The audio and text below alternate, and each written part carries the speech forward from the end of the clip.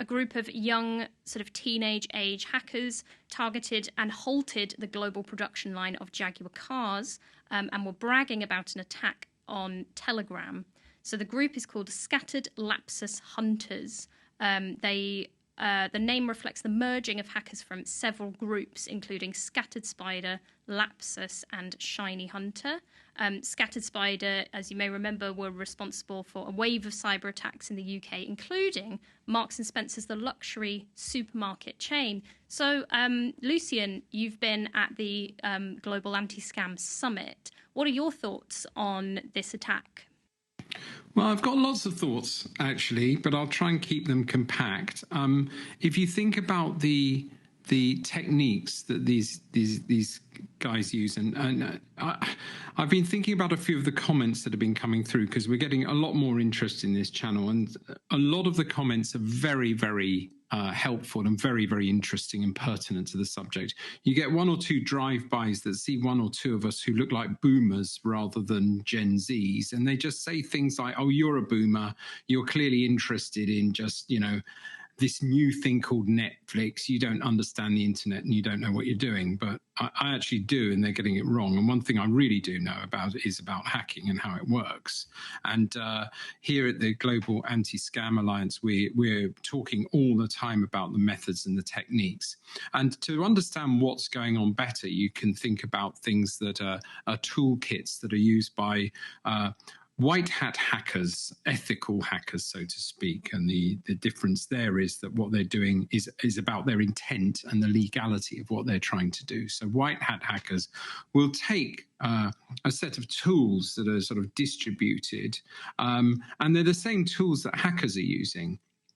Things like network scanners, pen testing frameworks, password crackers, those sort of things, packet analyzers. These are just bits of kit that you can get into organizations and their IT systems somehow through social engineering techniques, and that's another whole area that's actually a bit more worrying.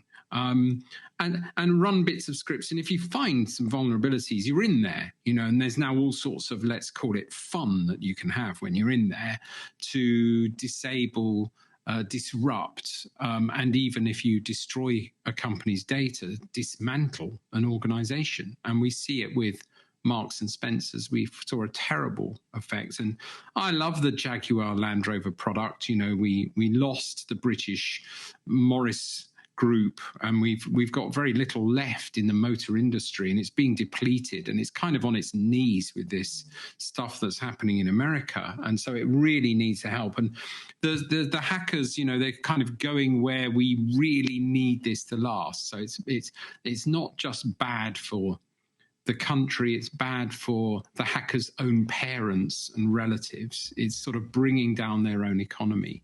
And the thing that's making me laugh is that they're boasting about it on Telegram. And they're thinking that that's a safe place to boast about. And we've heard from people in the security profession who said after the Marks and Spencer's attack, we already know who these people are, and I'm worried about this disconnect. And I know I'm a boomer, but, to have fun taking out a factory or a supply industry like Jaguar Land Rover for a few days seems like fun. But some of these kids are about to have 10 to 15 years in jail. That's and really I don't know interesting. why they feel so confident about this. You say that the number one rule of cybercrime is that nobody goes to jail. So what are your thoughts on this? Boasting on Telegram. Why do you think these hackers feel so comfortable doing that? I think that they, the stats are with them in feeling confident, but I do think that's changing. The alleged hackers of Marks and Spencer's, 3 arrests were made a few weeks ago. Teenagers and one person of 20 years old. And also we were reading yesterday of a massive raid by international police. Interpol coordinated Project Serengeti in an African country. Scam Center was raided. They made 1,200 arrests. So these sort of interventions, I think in the case of Project Serengeti, it involved lots of African country police forces. Funnily enough, the UK police were also involved in this, as well as private sector companies. I think Trend Micro, TMT Group, I mean, we talked to them. They're often at the Global Anti-Scam Summit, and also the World Economic Forum, their Cybercrime Atlas. So you see that there's a kind of whole of society approach emerging to try to correct what's been missing in the criminal justice arc, as I would call it, because until now it has unfortunately been true that nobody goes to jail for cybercrime. But I do think that is shifting, because societies are like, we've got to get a handle on this. This is not on. So, Lucian, you're at the Global Anti-Scam Summit, and the Global Anti-Scam Alliance, their tagline is turning the tide on scams and fraud.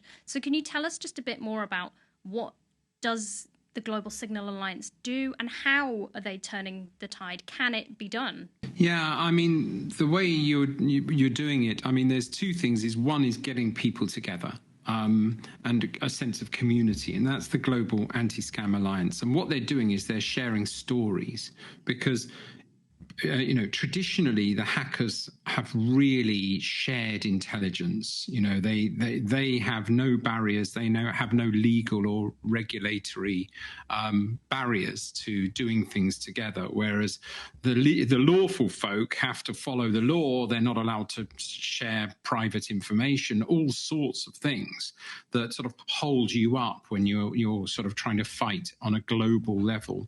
Now, the first thing the Global Anti-Scam Summit is doing is getting people together, law enforcement, security vendors, governments, and sharing intel about and trying to find the pinch points, but also setting up new technology of signal sharing, like the Global Signal Exchange, which is really being supported by 4 of the big tech, police departments and others, to more rapidly play the electronic game. I think the gap in all of this, and this is where we heard from Jim Browning and we've heard from Kit Boger, all who are joining, and that's Emily wandering around bits of Singapore in the background. She's getting her power lead. So, yeah, this really is live, and we really are in a hotel in Singapore. Yeah.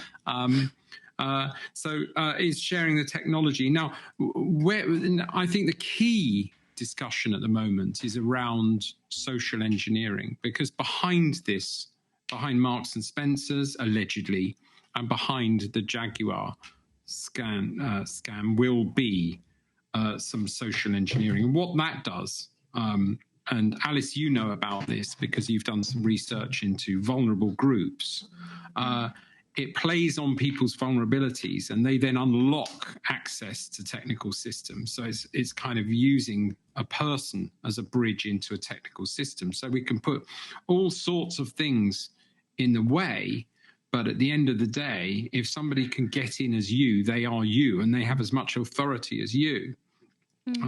And if you, something you said to me, and it's been playing on my mind a lot, is that we are all vulnerable sometimes, and I can really put some of us more than others. Curiosity, greed. If you put a USB stick into a Jaguar Land Rover factory and it says the word staff salaries on it, somebody's tempted and they'll plug it into their laptop. If they're a healthcare worker, they'll plug something into their laptop. A sense of urgency, a sense of authority. If people can pretend to be your boss, they can pressurize you into doing things you don't normally do.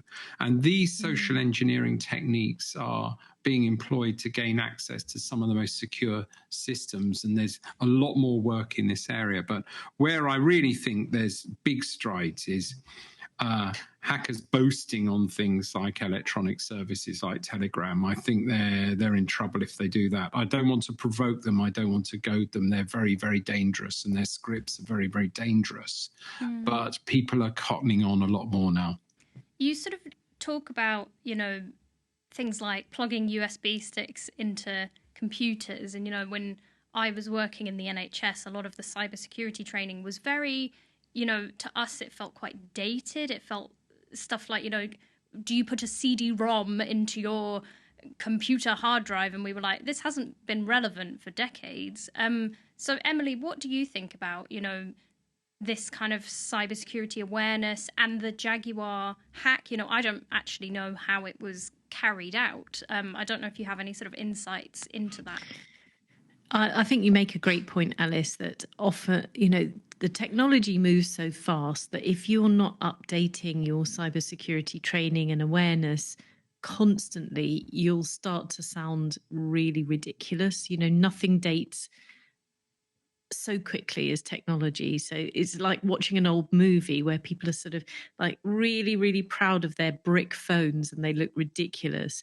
So I think that's a really good point. And it's also, I think that one of the things that we've been thinking about in our research, and I'd love your thoughts on, Alice, is why is it, there's so much awareness and training stuff out there, so much material out there.